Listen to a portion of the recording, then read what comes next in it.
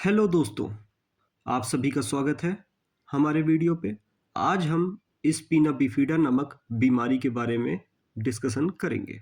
यह एक preventable birth defect है जो कि आज के समय में बहुत सी फैमिलीज को अफेक्ट कर चुकी है, स्पेशली हमारे इंडिया में। क्या आपको पता है 25,000, छोटा मोटा नंबर नहीं है, 25,000 बच्चों को इंडिया में या अफेक्ट करी है। हमारे बच्चे इंडिया में इस कंडीशन के साथ जन्म ले रहे हैं। देख रहे हैं आप, यह एक लाइफ लॉन्ग चैलेंज है। जी हाँ, मैं अंकित पांडे आज स्पिना बिफिडा के बारे में डिस्कस करेंगे। क्यों ये होता है, कैसे होता है, और सबसे जरूरी जो कि सिंपल अवेयरनेस की बात है कि कैसे फोलिक एसिड द्वारा 70% केसेस को कम किया जा सकता है। देखते हैं नेक्स्ट।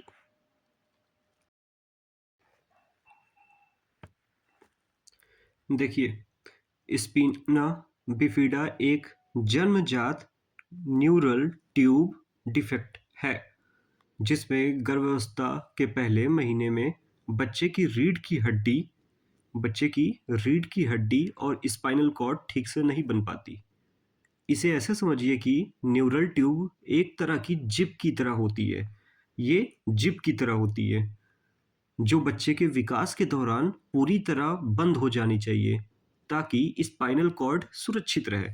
ये स्पाइनल कॉर्ड इसको सुरक्षित करने के लिए ये क्या होता है कि पूरी तरीके से बंद हो जाता है, परंतु स्पाइना बिफिडा में यह जिप पूरी तरह बंद नहीं होती, जिससे नसें खुली रह जाती हैं और कई गंभीर समस्याएं हो सकती हैं जो स्पिना बिफिडा नामक बीमारी के साथ बन के आगे निकलती हैं। देखते हैं आगे यहाँ पे।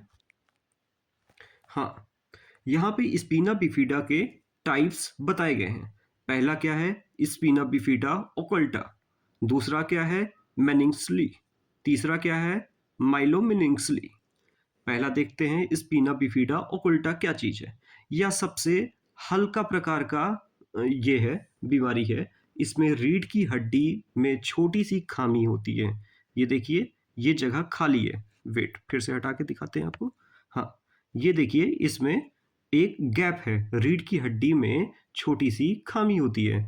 लेकिन जो स्पाइनल कॉर्ड होता है, ये वाला जो बीच वाला हिस्सा स्पाइनल कॉर्ड जो होता है, और इसमें जो नसें होती हैं वो सुरक्षित रहती हैं। ज़्यादातर मामलों में कोई लक्षण नहीं दिखते और बच्चे को पता भी नहीं चलता कि उन्हें यह समस्या है।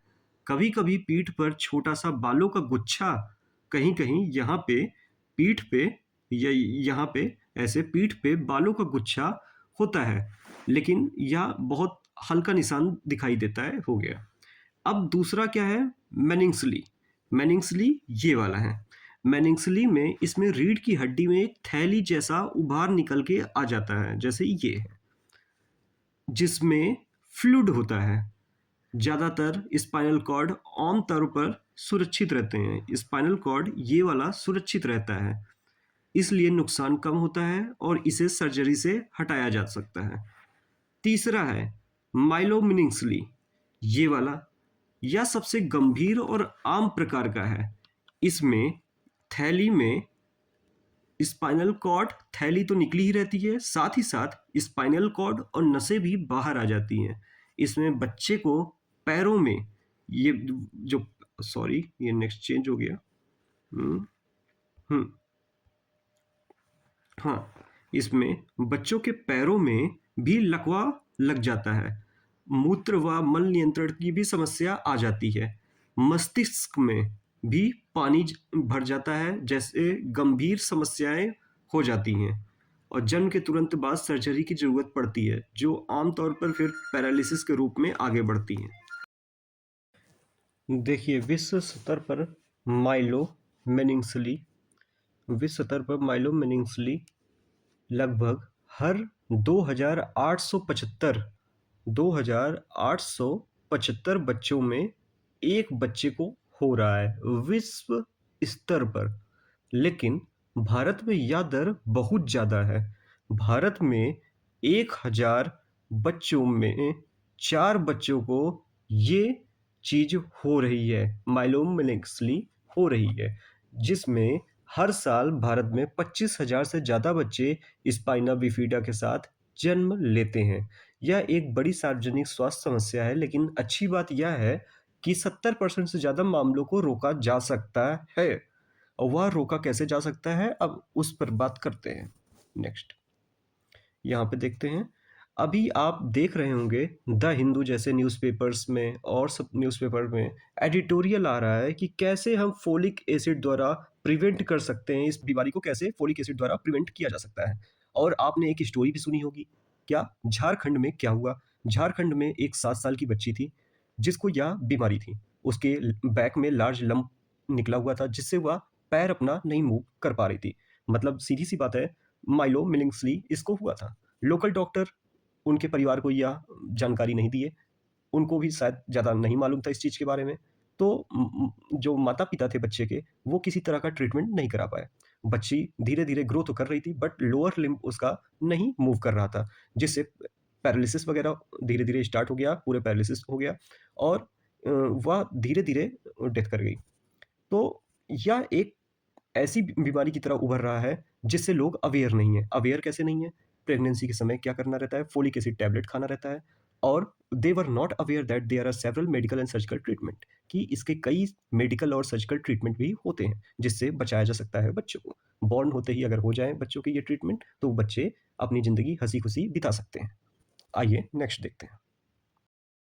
तो यहाँ पे हम लोग जानेंगे कि स्पिना बिफिडा के लिए कौन-कौन सी बच्चों को एक्सरसाइज कराई जाती है। लेकिन उससे पहले हम लोग ये जानेंगे कि स्पिना बिफिडा का एग्ज़ैक्ट कॉज़ क्या है, जिससे हमेशा पूरी तरह पता नहीं चलता एग्ज़ैक्ट कॉज़ क्या होता है। लेकिन ज़्यादातर मामलों में यह जेनेटिक और एनवायरमेंटल फैक्टर का कॉम्बिनेशन होता है। जेनेटिक भी होता है, एनवायरमेंटल भी होता है। जेनेटिक जैसे आप लोग जानते हैं कि परिवार में पहले अगर किसी को हुआ है स्पिना बिफिडा, तो फिर उससे रिस्क बढ़ जाता है कि फिर किसी को हो सकता है। और एनवायरमेंटल फैक्टर क्या होता है कि अगर प्रेगनेंसी के समय मदर को हाई फीवर हो या फिर ओबेसिटी की प्रॉब्लम हो या अनकंट्रोल्ड डायबिटीज़ हो या कुछ दवाइयाँ जैसे एंटी सीज़र मेडिसिन वगैरह ली होती समय, तो इससे सबसे क्या होता है, या सबसे न्यूरल ट्यूब को क्या ठीक से बंद होने से रोक सकते हैं इसको। तो इसी वजह से होता है। लेकिन सबसे बड़ा और प्रिवेंटेबल फैक्टर क्या है? फोलिक एसिड या विटामिन बी9 की कमी। इनकी वजह से ये विटामिन सेल ग्रोथ के लिए और न्यूरल ट्यूब ट्यूब को पूरी तरह क्लोज करने के लिए बहुत जरूरी है।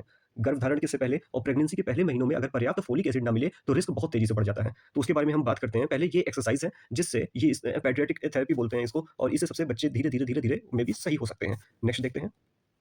हाँ, यहाँ पे हम लोग बात करेंगे ये फोलिक एसिड के बारे में। फोलिक एसिड क्या करता है कि यह विटामिन सेल ग्रोथ के लिए और न्यूरल ट्यूब को पूरी तरह क्लोज करने के लिए बहुत ज़रूरी होता है, और स्टडीज़ के अनुसार फोलिक एसिड की कमी 70% से ज़्यादा प्रिवेंटेबल केसेस में जिम्मेदार होते हैं। यानी सही समय पर अगर फोलिक एसिड लेने से इतने सारे मामलों को रोका जा सकता है।